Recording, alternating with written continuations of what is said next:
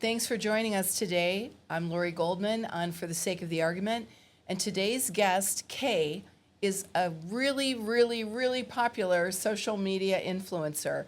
She has hundreds of thousands, if not millions, of viewers, and I can't believe I've never done my homework before I come on to do my podcast, and I didn't do it today either, but when she walked in, I was like, holy hell, I see you on Reels all the time. I love you. Her message is not a message of pro-Democrat, anti-Republican. It's a message of wake up, people, and smell the coffee. We're all being manipulated. We know what right is and we know what wrong is, but sometimes we don't know what the way to get there. You got to listen to today's episode because Kay is going to lead the way. And I hope you'll join us and tell your friends about us on For the Sake of the Argument. Catch us on all social media platforms. Thanks again for joining.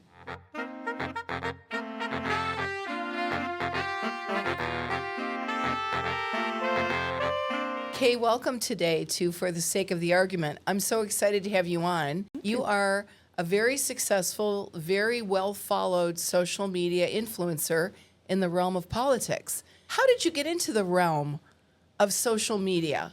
You know, my kids were on social media, and back then TikTok was the big thing, right, for reels and videos. And I remember going to Zingerman's in Ann Arbor for a sub.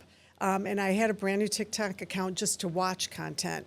And I remember it was when Donald Trump and MAGA were pushing the whole, your kids are going to be converted into gay kids because we're woke. And I made a video about there being a male and female bathroom that we got to share at Zingerman's. And I fired up the play button, and I was very nervous, the record button, and said, it's true. There was a fairy sitting on the toilet paper roll trying to convert me to be gay. And I remember calling my kids afterwards, and I'm like, I got 1,000 views. I can't believe it. I was like flipping out. But it was a very natural transition because I've been very active politically on social media, just not in video format. So, yeah. So it was politics and the craziness that's going on that inspired you to take the plunge. Yes. And you've just been getting bigger and bigger as you go along. How much viewership do you have right now? My largest would be on TikTok. I'm near 500,000. But between YouTube, Facebook, and Instagram, I'm over 1 million at this point. It's very accidental, not deliberate at all. But I'm excited that so many people want to hear what I have to say politically. Well, you know, I spend far too much time watching Reels and listening to people on their podcasts and their TikToks, and I think your message is phenomenal. Thank You're you. to the point. You're very brave. Sometimes when I listen to you, I think, uh-oh. But I think you're just tremendous. Do you think social media has moved the needle in Michigan politics, or are we all just trapped in our own little bubbles, our own echo chambers? Oh, it absolutely has moved it. When I worked on both of Bernie's campaigns, I helped open his Detroit field office. Social media in video format was not a thing. And we saw what happened to Bernie Sanders in 2016 with the DNC and Hillary Clinton, you know, pretty much tipping the scales in her favor. And it was hard to reach people in terms of the level of, I call it corruption, influence, meddling, to help her win. And now with this video format, whether it's Instagram or TikTok, it's just almost a well-known part of what's happening in Michigan. And I credit social media for that. What do you find are the biggest issues among the people that you engage with on social media? What are they telling you? It's a combination of things. Obviously, it's the fear of fascism, the Project 2025 Republicans. That goes without saying. But it's also the realization that the Democratic establishment has not really been our friends either, in terms of who they serve and how we got to this point. And so it's almost as if they know they're fighting two different battles. And of course, with all of that comes the economy, the kind of future we're leaving our children, the environment. It's all of it together. I have never felt as alone in the Democratic Party or as a Democrat as I do now, because there's so much fracture within our party, based on races, based on the establishment that I think for a long time hasn't done enough to push forward a credible message to make people want to come out and get involved and vote. And I don't know what we do now, but we're fighting, as you just said, not only the Republican machine, but our party as well. And those people that say they're not going to vote or they're not going to participate if their candidate doesn't win the primary. So I don't know what the answer is, but I think we have to come together a little better, and we have to worry more about what people need and want, and we have to give less money to the corporations and to DTE, and everything is just spinning out of control. And the things you say are so brave that you're kind of like a hope for me that maybe people will wake up and take a little bit of bravery from you and move forward. People are waking up of all age groups, and we're seeing that with how many progressives and Democratic Socialists have been winning positions across the country in these Democratic primaries, unseating incumbents. In terms of fracturing the Democratic Party, I think what people should understand is that fracture comes from manipulation within the donor base of the Democratic Party. They've got their manipulative tactics to trigger different demographics within the Democratic Party in order to earn their vote for their specific candidate who's going to put their interests first. And when we all realize that, I notice how quickly we come together. Yeah, this is an issue of money and politics. Of course, it's in the Republican Party, but we're not in the Republican Party. They're going to have to fix that themselves. So I do think people are waking up and coming together. I think it's going to take a little more time. I do want to add, as much fracture as there is, I made it very clear that once the primaries are over, which is where we hold all our power, by the way, Democratic primaries, that I believe we have to vote blue no matter who. Like, we have to come together, not only for harm reduction, obviously, but also because we want to give the slate of new progressives and Democratic Socialists a Democratic majority that they can thrive in, and we can grow our progressive movement. I don't feel we can do that if we continue to have a Republican majority. Point taken, but I also want to caution people to what I think is a very big concern. There are some Democrats that we elect that vote against our democratic principles. Yes. And I'm not just talking about the real outliers like John Fetterman.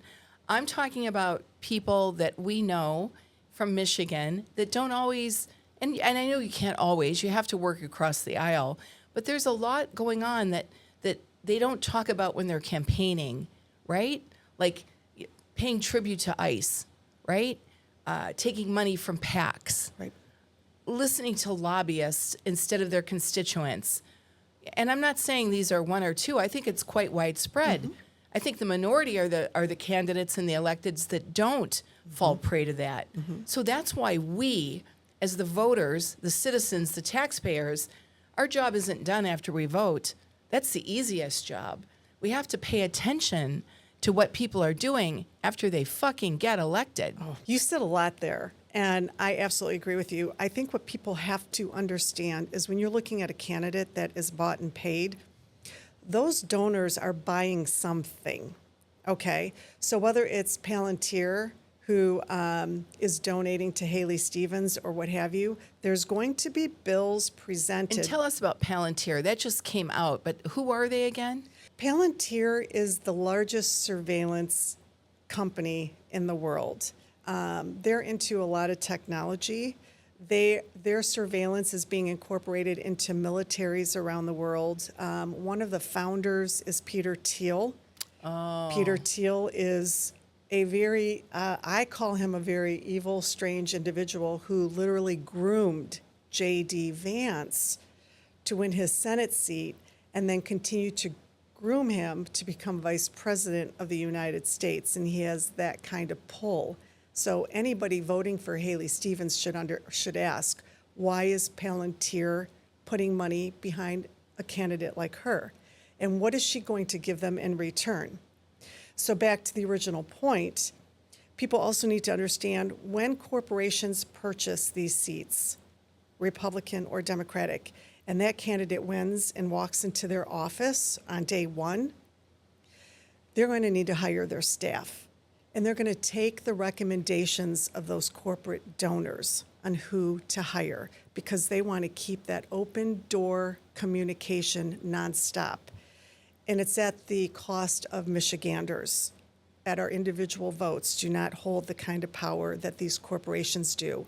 So when we reflect back on how Democrats have voted, to your point, there's always going to be a connection to a corporate donor. And they feel safe, I think, letting all that happen because we're asleep most of the time. We're not watching how they're voting and what's going on. But this is a wake-up call.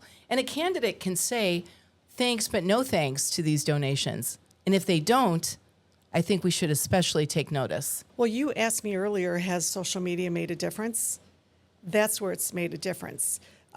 4, 6, 8 years ago, a candidate that did not take corporate money, large donor money, had a very hard go of it, right? You can't afford all the big ads. You can't afford to put yourself out there to get people to know you. And then you inevitably lose, right? And that's different. Social media is propelling a lot of wins for these candidates. Do you think the Democratic Party is doing a good enough job integrating social media and content creators into their electoral and communication strategies, or is there work to be done there? There's definitely work to be done there, but they are making progress poorly and successfully. When I say poorly or at our disadvantage is the Democratic establishment is pumping money into content creators who are pushing the establishment narrative. And it's done in such a manipulative way. You look at content creators, for instance, white women who are parents being paid $1,500 for each Haley Stevens video they make. They're not even from Michigan. And they all have the same script. And that's where they're getting really good at social media, the Democratic establishment. Do these content creators have to disclose they're being paid like you do when you're repping a product and you say this is a paid representation? Do they have to disclose that, I wonder? No, that is the loophole, and we saw that in the California governor race. You have to disclose it in every other format, but there's a loophole for social media. So you'll see a lot of PACs and other organizations fund content creators who are above board. They're fighting the good fight, and they ask them, the content creators, to disclose you're supporting our PAC, our movement, or what have you. But most of the time, they do not have to do that. Wow, people are bought off so cheaply these days. Very much. Do you want to say anything to encourage other people to get involved in expressing themselves on social media? Oh my God, yes. I have a lot of people who reach out to me saying, gosh, I wish that I could create content. I'm just so afraid. I'm afraid of how I look. I'm afraid I'm going to be judged. I'm going to be attacked. Those are valid fears. Like, we have a lot of anxiety around being judged, social anxiety, how we're going to look on camera. Somebody's going to call, me an old hag or what have you. But that's meant to keep you small and hidden. As soon as you understand that that's meant to shut you down and take away your power, that's where something's going to be birthed from you. To fire up the record button, record your first video. I don't care if you've got to do it 20 times till you get it to where you like it. You just start very basic, short messages. And within a year, you're going to have grown. Within 2 years, you're going to have grown that much more. Within 2 years, you're going to be able to take the hits, the comments, the criticisms. I call it exposure therapy. The more you expose to it, the more you just kind of develop you just become stronger, right?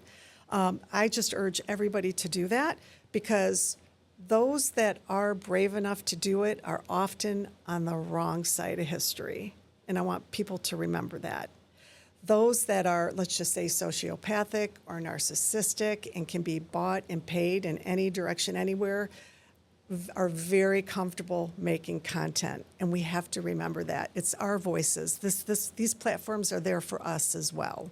Well, I think that's very encouraging. I hope more people listen and take your advice. I hope so too. What surprises you the most, or has surprised you the most, about engaging in Michigan politics in online spaces? What's the good, the bad, and the ugly about being involved in Michigan? And I know you're from Michigan, dealing with all of that. Have you had any pushback from establishment? Have you had outpouring of support and love from groups or entities that you didn't expect? It's been amazing. Being on social media before the video format, for me anyway, I had a lot of pushback from establishment voters in Michigan that I was a rabble-rouser. I was a Bernie bro, which, by the way, was another manipulation from the establishment to kind of label us all as bullies. Today, progressive voices like mine are resonating, and we're getting full support. I hate to say this, but this is one of the benefits of a Donald Trump presidency, is that all of this stuff has come out. We've watched how poorly the Democratic Party has handled everything from the 2024 election to fighting MAGA and fascism. And a lot of things have been uncovered. People are waking up, and I'm finding it's a very welcome space where we're all kind of getting to the same level playing field in terms of our understanding of the establishment. It was like being in an unfaithful marriage and you had no idea. All your friends knew, but you didn't. Yes. I'm telling you. Yes. Oh. That's a good way to put it. This episode's going to be released on Election Day, August 4th. What do you make of the highly contentious primary races that are going on throughout the state, especially the race for U.S. Senate? What's your take on that? Michigan is right now all eyes on Michigan because the establishment, APAC, big tech, crypto industry, AI industry, did not expect to see so many progressives and Democratic Socialists winning their races in the prior, 25 primary elections that have already been held. So they're trying to blunt it, to stop it. So they're throwing so much money in these races in Michigan against anybody who says they want money out of politics. That all of a sudden is the enemy to the establishment.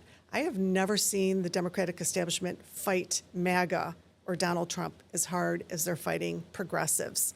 But all eyes are on Michigan for that reason.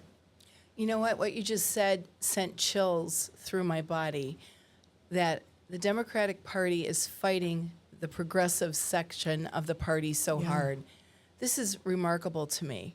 When we talk about fighting progressives more than MAGA, you look at the donor base for the Democrats, and it's the same donor base for Republicans. And that's why it's so comfortable and familiar for the Democratic establishment to fight progressives. They have the same moneyed interests behind them. You look at Haley Stevens, the GOP billionaire that is funding part of her campaign, is the same GOP billionaire who funded the opponent to Tom Massey to make sure Tom Massey lost his seat because he demanded the Epstein files be released. So it's not just the Democratic establishment fighting progressives, it's the part of the Democratic establishment that works with the Republican establishment. It's much bigger than we realize, and that just gives them so much strength and confidence to beat up on progressives. The more we learn about this, even myself, who thinks I know everything at this point, I know I don't, it is just terrifying.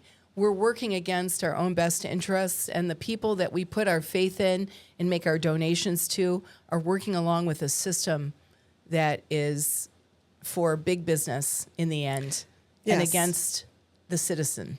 And I want to talk about that for a second. When we put our faith in them, what are we putting our faith in? What they tell us on the campaign trail. And you'll hear catchy phrases and hooks that get us walking away saying, yeah, that candidate gets it. They mean business. They're connecting with me. That comes from the consultation class. So if we look at Haley Stevens sitting down with the consultants who are trying to buy this position. They're telling her, say this. This will resonate to the black voters. This will resonate to the white suburban voters.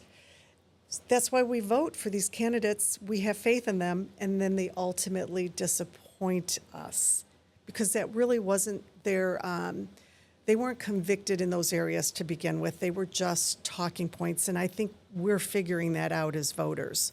Yeah, it's not genuine. It's not genuine. And as soon as we start breaking away from, I want somebody who looks clean and polished and speaks well, some of the politicians who have hurt us the most are the ones that present very well, are very clear-spoken, just come across with confidence and connect words. And some of those that have fought for us the most are just regular people like us who kind of jumble their words, may not get it right. And as soon as we break away from that like image, we need a certain image, I know we'll vote better. Remarkable. But I will tell you this, and I know you already know it. I started Femmes for Dems 10 years ago. I was everybody liked me. I was a quiet, nice little person. I went along with all those picks, right? Who should you support? What should we do?